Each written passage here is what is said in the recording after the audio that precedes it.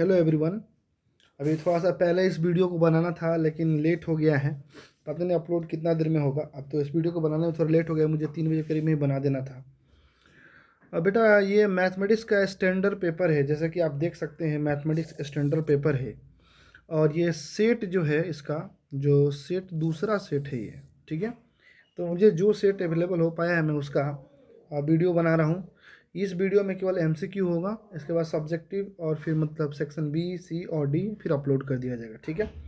आइए, सबसे पहले मैंने क्वेश्चन को जब एग्जामिनेशन हॉल के अंदर रिव्यू किया तो मुझे पता चला कि जो क्वेश्चन है इसका स्टैंडर्डाइजेशन जो है लो कर दिया गया। पेपर का लेवल जो था वो 2-3 क्वेश्चन ही ठीक था, बाकी सब एनसीईआरटी से ही दिया गया है। तो जो बच्चा एनसीईआरटी को भी पढ़ के गया है उसका भी अच्छा खासा स्कोर होगा। देख सकते हैं पहला क्वेश्चन क्या कह रहा है कि in the given figure, this is the given figure, if PT is a tangent to a circle with centre O. ये जो पीटी है ये एक टेंजेंट है ना, with centre O and T P O is 35 degree, ये 35 degree दिया हुआ है। तो आपको बताना है एक्स का वैल्यू क्या होगा। सर हमें पढ़ा है, हमने क्या पढ़ा है सर्कल में, पहला थ्योरम पढ़ा है कि जो हम सेंटर से लाइन ड्रॉ करते हैं टेंजेंट पे वो 90 डिग्री का होता है। तो ये 90 हो गया और ये 35 हो गया। तो एक्सटर्नल एंगल थ्योरम हमने पढ़ा है क्लास 9th में। ये कितना होगा, 90 + 35 which will be equal to 125 and that will be your correct answer. I hope आप लोग को ये सोल्यूशन आप लोग को मदद करे, आप लोग अपना अपना आंसर को मैच कर सकते हैं। क्वेश्चन नंबर 2 क्या है, the probability of guessing the correct answer to a certain test question is x/6। Okay, x/6 क्या है उसका करेक्ट आंसर है। The probability of not guessing the correct answer यानी इनकरेक्ट आंसर जो है इज 2/3। तो 2/3 अगर इनकरेक्ट है तो इसको मैं 1 से अगर माइनस कर दूँ तो कितना आएगा, 1/3 आएगा, यानी 1/3 करेक्ट हो गया। So the value will be equal to x is equal to 2। So x का वैल्यू कितना आएगा, 2 आएगा, है ना। कोई बच्चा अगर इधर से 1 माइनस किया होगा और इसको बराबर किया तो भी उसका वही आंसर आएगा, और जो बच्चा इधर से भी घटा कर किया होगा उसका भी आंसर बिल्कुल सेम आएगा, x इज इक्वल टू 2 आएगा। जिस बच्चा का ये पेपर है उसका ये गलत है, 2 आंसर इसका सही होगा, ठीक है। नेक्स्ट नेक्स्ट क्वेश्चन है, for a point on the ground which is 30 metre away from the foot of vertical tower there is a tower. Okay, so from the foot of the tower which is 30 meter away and the angle of elevation is 60 degree, angle of elevation जो कितना degree का है, 60 degree का है। Find the height, तो 60 का table तो आप लोग को लिखवा दिया गया है, √312 होता है। आपसे हाइट पूछ रहा है, एक की जगह 30 दिया है तो √3 की जगह 30 √3 होगा, यानी ऑप्शन नंबर बी होगा, है ना। अगर आप लोग को रेशियो याद होगा तो इसमें कोई दिक्कत नहीं होगा। √312 होगा तो एक की जगह 30 दिया है तो एक का 30 तो √3 का 30 √3, ठीक है। तो डायरेक्ट आपका आंसर, ठीक है। जो बच्चा इसको रेशियो के फॉर्म में भी लिख के सॉल्व करेगा एक्स मान के, उसका भी आंसर बिल्कुल यही आएगा, ठीक है। So the correct option is 30√3। Next, again मैं इस क्वेश्चन को पढ़ना नहीं चाहूँगा, डायरेक्ट मुझे दिख रहा है कि भाई ये यहाँ 90 डिग्री बनेगा, टेंजेंट है, सेंटर से लाइन है, ये बाहर वाला 70 है तो अंदर वाला 20 होगा। अब ये आइसोसेलेस ट्रायंगल है क्योंकि ओ एम और ओ एन रेडियस है, तो ये 20 है तो ये भी 20 होगा, तो 20 20 40, तो ये वाला कितना होगा, 140, ठीक है। बहुत आसान पेपर था एकदम, एनसीईआरटी भी जो बच्चा पढ़ के गया होगा ना, ये सब तो नॉर्मल क्वेश्चन क्लास 9th के हैं, ठीक है ना। नेक्स्ट, कॉन्सिस्टेंट का बात करते हैं। तो कॉन्सिस्टेंस जो है ये आप लोग पढ़े होंगे, ठीक है, कॉन्सिस्टेंस वाला तो आप लोग पढ़ा होगा। बेटा कॉन्सिस्टेंस में देखो, कॉन्सिस्टेंस और इनकॉन्सिस्टेंस दोनों वर्ड एक दूसरे को उल्टा है। कॉन्सिस्टेंस का मतलब इसका आंसर निकलता हो, कुछ ना कुछ आता हो पर आता हो। तो आंसर कब आएगा, इंटरसेक्टिंग में आएगा, हाँ बात तो सही है। कॉन्साइड में आएगा, ये भी बात सही है। पैरेलल में आएगा, नहीं आएगा। यानी कि इंटरसेक्टिंग और कॉन्साइड दोनों में से कोई भी केस हो तो आपका कॉन्सिस्टेंस होगा, यानी आंसर निकल कर आएगा, ठीक है। यानी पैरेलल में तो कभी टच ही नहीं करता है तो कोई सोल्यूशन नहीं निकलेगा। जिसका सोल्यूशन निकलता है उसको कॉन्सिस्टेंट कहते हैं। सोल्यूशन निकले, अब क्या निकले ये डिपेंड करता है कि वो आपका इंटरसेक्टिंग है या कॉन्सिडेंट है ना। अगर इंटरसेक्टिंग हुआ तो एक निकलेगा, इसमें इन्फाइनाइट निकले पर निकलेगा जरूर, है कि नहीं। तो ये पूछ रहा है किसका कॉन्सिस्टेंट होता है, इंटरसेक्टिंग एंड कॉन्साइड का, ठीक है। If the area of a sector of a circle is 7/20 of the area of the circle then the angle at the centre will भी, कोई बात नहीं।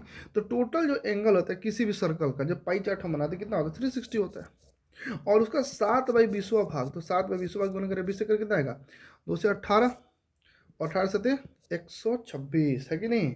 18 से कितना होगा, 126, है ना। और टेबल याद होना चाहिए, है ना। बच्चा टेबल में मिस्टेक कर देता है कि नहीं।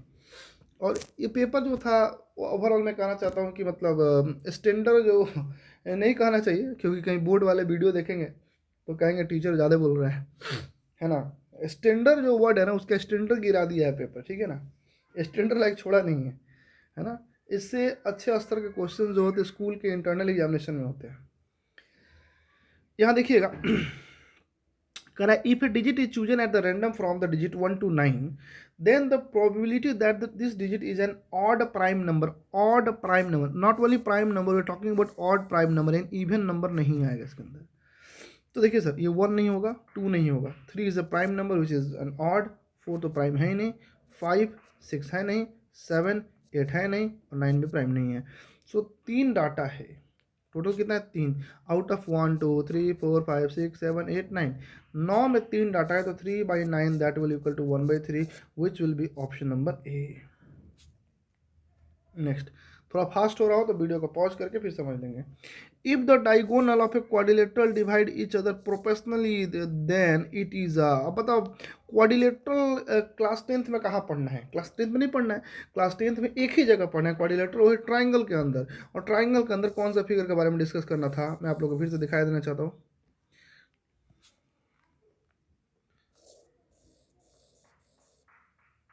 We are talking about trapezium. Trapezium के अंदर क्वेश्चन आया था, जो कि आप लोग पढ़े भी होंगे, ऐसे करके 2 क्वेश्चन था एनसीईआरटी के अंदर, आप देखे होंगे पहले एक्सरसाइज के अंदर, है ना। दिखाई दे रहा होगा ABCD इज अ ट्रेपीजियम, है ना, इंटरसेक्टिंग एट O। तो हमें इसका रेशियो प्रोपोर्शनल दिखाना था, AO/OC is equal to OB/OD। तो 2 तरीका से दिखा सकते थे हम लोग, यहाँ से कंस्ट्रक्शन करते थे और दिखाते थे, याद आ रहा होगा आप लोग को। So we are talking about proportionality. Proportionality किसके अंदर होगा? ट्रेपीजियम के अंदर होगा, और ये बात हमने पढ़ा है। ओके, आई होप कि आप लोग को समझ में आ रहा होगा। ओके नेक्स्ट, हाँ ये क्वेश्चन कुछ बच्चे हमसे पूछ रहे थे, सर ये क्या दे दिया, ये कैसे होगा, कितना थोड़ा कॉम्प्लिकेटेड लग रहा है। बात को समझेंगे, कॉम्प्लिकेटेड कुछ नहीं, बात समझिए, क्वेश्चन के भावनाओं को पकड़ो। ABC are 3 factorize form of a number given, है ना। तो क्या दिया है? 2 के पावर 2 दिया है, 3 के पावर x दिया है पहला, दूसरा 2 के पावर 2 दिया है, 3 × 5 दिया है, तीसरा दिया है 2 का स्क्वायर, 3 × 7।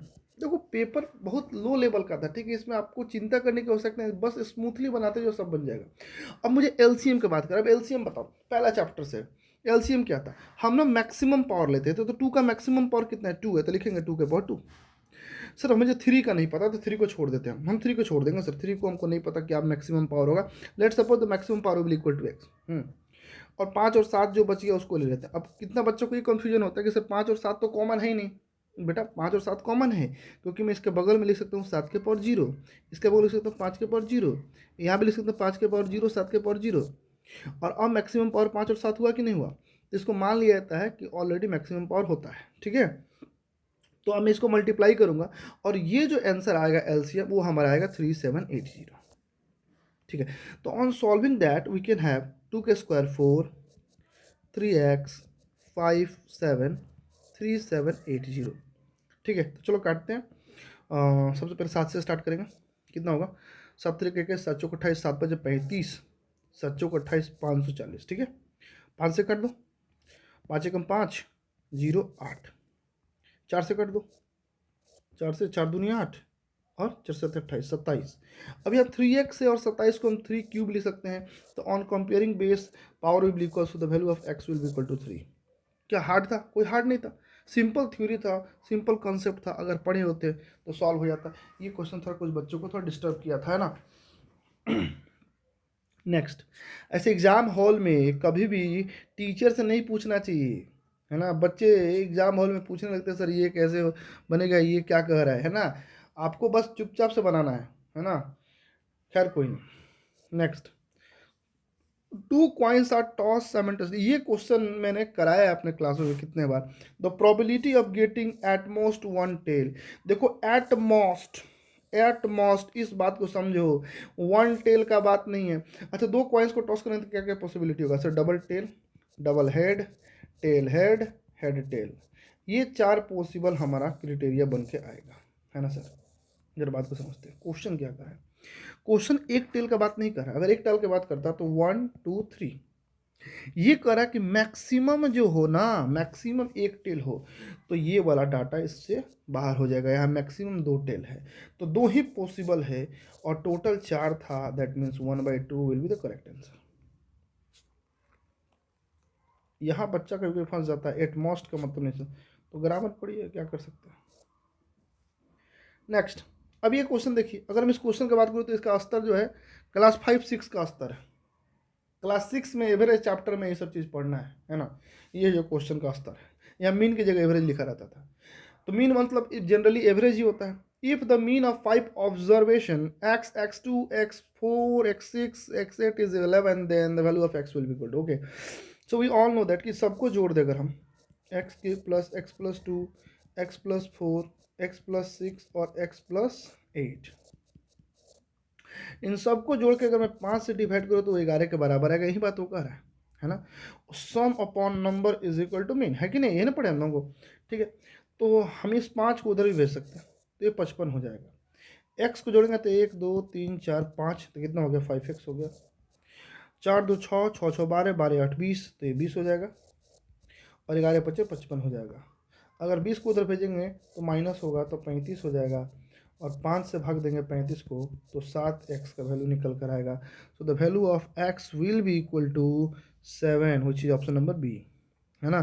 सिंपल लॉजिक था, सिंपल कॉन्सेप्ट था, आप उसको सॉल्व करके समझ सकते थे, ऐसा करके भी सॉल्व किया जा सकता है। ओके नेक्स्ट,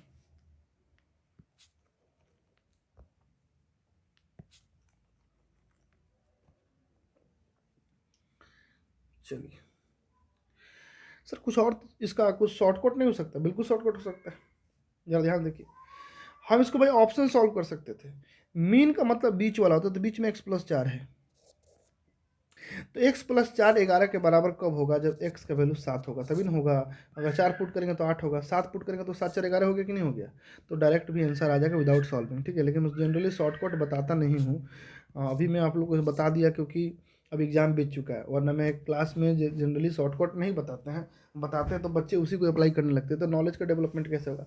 आप डायरेक्ट भी इसको रिलेट कर सकते हैं ऐसे करके कि x प्लस 4 अगर 11 के बराबर होता है, क्योंकि मीन बीच वाला होता है, तो x का वैल्यू 7 आएगा, ठीक है। नेक्स्ट देखिए, the zero of quadratic polynomial 2x square minus 3x minus 9 are, ठीक है। तो देखिए, तब इसको सॉल्व करने का ट्रेडिशनल मेथड है, शॉर्टकट भी है। एक बच्चा क्या करेगा, वैल्यू पुट करके भी चेक करेगा, ऐसे नहीं करेंगे। देखो कैसे करें, पहले तो फैक्टराइज भी करके आप सॉल्व कर सकते हैं। देखो कैसे, 2x square minus 3x minus 9 is equal to 0। तो 9 दूनी 18, 18 का फैक्टर क्या होगा -3 के लिए, -6x प्लस 3x माइनस 9 बराबर 0। So by taking 2x as a common, x minus 3 plus 3 is a common, x minus 3, so 2x plus 3 एक factor हो गया, दूसरा फैक्टर x minus 3 हो गया, और 2x plus 3 को अगर मैं 0 को इक्वल करूँगा, so the value of x will be equal to -3/2, और x minus 3 को 0 को इक्वल करूँगा, the value of x will be equal to 3। तो एक आंसर आ गया इसका -3/2, और दूसरा है 3, so the option will be option number A. Direct भी सॉल्व कर सकते थे, डायरेक्ट कैसे सॉल्व करते वो भी बताए थे आपको। 9 दूनी 18, 18 को लिखेंगे -6 प्लस 3, साइन चेंज तो -6 होगा +6, और ये होगा -3, और इसका कोफिशिएंट है 2, तो 2 से डिवाइड कर देंगे, तो आंसर हो गया 3, -3/2। ओके, अब 13 नंबर क्वेश्चन देखते हैं क्या है बेटा। Maximum number of common tangent, maximum word देखो ध्यान सुनो, maximum number of common tangent that can be drawn to two circle intersecting at two distinct point. देखें 10.3 आप लोग का डिलीटेड था, उसमें आपको बोला गया था कि 1 पॉइंट पे, नो पॉइंट पे और 2 पॉइंट पे इंटरसेक्टिंग का बनाने के लिए, वो पहला क्वेश्चन था आप लोग का, ठीक है। वो डिलीटेड था, इस मतलब वो डिलीट कर दिया गया इसको। तो 2 पॉइंट वाला तो सबको जानता है, 2 पॉइंट पे इंटरसेक्टिंग कहाँ होगा बेटा, ऐसे करके, इसके अलावा कुछ और पॉसिबल इसका तरीका नहीं है। ऐसा ही सर्कल हो सकता है, जबकि वो 2 पॉइंट पे इस तरह के फिगर में इंटरसेक्टिंग होगा, और कहीं पॉसिबल नहीं है। अब कॉमन टेंजेंट का बात करें तो कॉमन टेंजेंट यही होता है, और इससे रिलेटेड क्वेश्चन बेहतरीन था 10.3 में, क्वेश्चन नंबर 3 था, है ना। हालांकि जो कॉमन टेंजेंट से रिलेटेड क्वेश्चन रहा है, वो जनरली बच्चा जो है उसको टेकल नहीं करता है। चलिए कोई नहीं, आप लोग समझ लीजिए, क्वेश्चन आप लोग से लेंथ वगैरह निकालने के लिए नहीं था, वो तो आप लोग क्लास 9th में पढ़ना था, है ना। अभी आप लोग से जनरली पूछा गया है कि दो सर्कल अगर इंटरसेक्ट करते हैं दो पॉइंट पे तो कॉमन टेंजेंट कितना होगा, तो सर वो केवल एक ही पॉसिबल है और कुछ पॉसिबल नहीं है, वो ये है। नेक्स्ट देखिए, ये सब बेहतरीन क्वेश्चन था, लो लेवल पे था, लेकिन आप समझ सकते हैं कि एनसीईआरटी से उठा कर डायरेक्ट दिया गया क्वेश्चन। ये 2 दिया गया है, ये 3 दिया गया है, ये 7.5 दिया गया और आपसे ये पूछ रहा है। अब बच्चा कभी कभी इससे डिवाइड कर देगा कि ये 3 से भाग दे तो 2 का वैल्यू, नहीं, गलत है। ये 7.5 क्या है, बड़ा साइड का है, तो बड़ा साइड कौन है, 5 होगा, है ना। यानी कि 2/5 का रिलेशन होगा x/7.5 से, है ना। मैं इसे डायरेक्ट भी सॉल्व कर सकता हूँ, आप भी सॉल्व कर सकते हैं। 5 से काटेंगे तो 1.5 और 1.5 को 2 से करेंगे तो 3 इसका आंसर होगा। ठीक है, आप लॉजिकली भी सॉल्व कर सकते हैं। कैसे सॉल्व करेंगे, सर 2 + 3 5 और 5 जो है मैक्सिमम वो 75 7.5 है, तो 1 आपका 1.5 हो गया, तो 2 आपका 3 होगा, है कि नहीं। तो ऐसे करके भी आप इसे सॉल्व कर सकते हैं। जिसने भी टिक किया वो बिल्कुल सही किया, है ना। अब ये देखिए कितना अच्छा क्वेश्चन है, cos theta = √3/2 sin theta = 1/2, Lallu सा क्वेश्चन हो गया ना।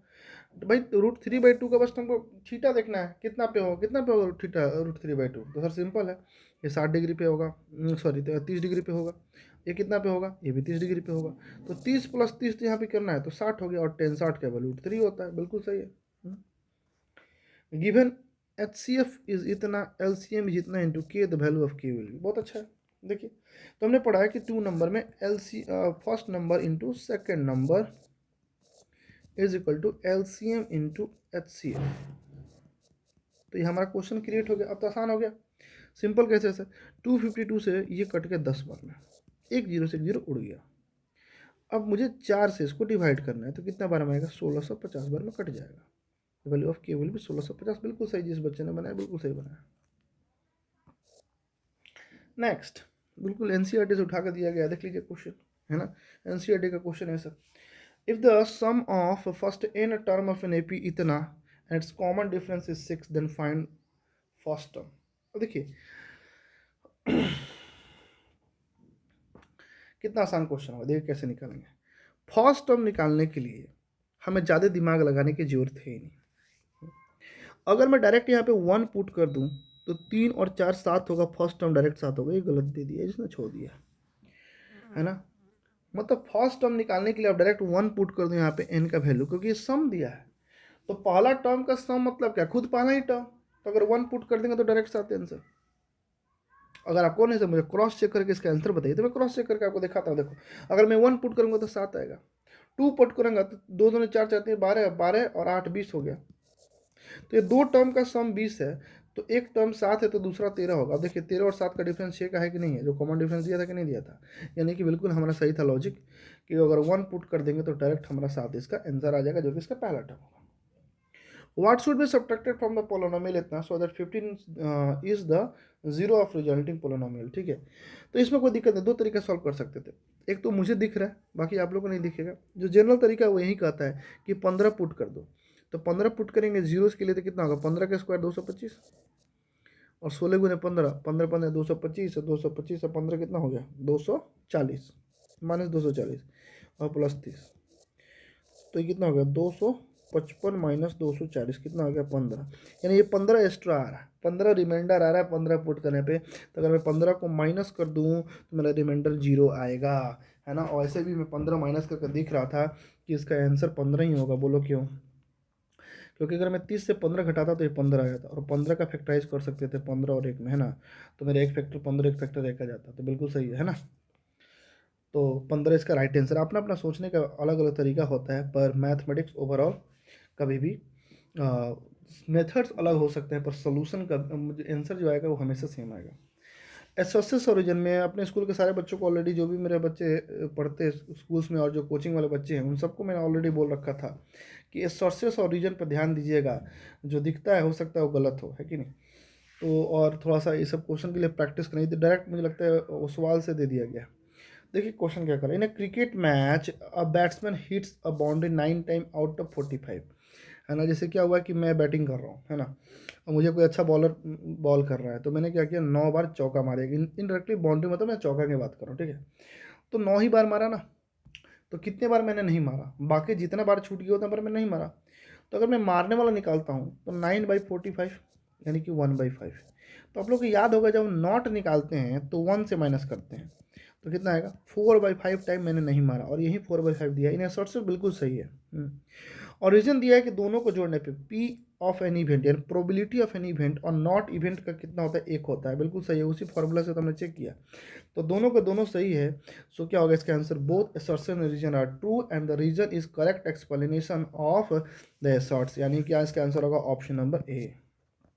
20 नंबर देखेंगे, the point which divide the line segment joining the point A B इतना इंटरनली 1:2 इज इतना। ठीक है, तो इसको चेक करना पड़ेगा, इसको तो चेक करके बताएंगे ना। तो फॉर्मूला तो सबको याद है, x बराबर क्या होगा 12 21, सबको याद होगा कोड 12 यानी 1 2 21 यानी कि 2 1 अपॉन 12 यानी m1 प्लस m2। चलिए पुट करते हैं, m1 मतलब कितना है 1 है ना, इंटू x2 कितना है -1 है, m2 कितना है 2 है, x1 कितना है 1 है, m1 प्लस m2 यानी 1 + 2 -1 + 2/3 यानी 1/3 और हमें दिया है -1/3, तो ये शॉर्ट से सिंह गलत हो गया है ना। और रीजन तो बिल्कुल सही है, देखिए 12 21 फॉर्मूला तो बिल्कुल सही है, यानी कि शॉर्टसेस is false but the reason is true, यानी ऑप्शन नंबर इसका डी होगा। चलिए इस वीडियो में हम यहीं तक रखेंगे क्योंकि अपलोड होने में बहुत टाइम 21 मिनट का हो गया। ये MCQ का सीरीज हो गया। अब इसके बाद से मैं उसी तरह सेक्शन बी और सेक्शन सी जो है उसको मैं अपलोड कर दूंगा as soon as possible. Okay.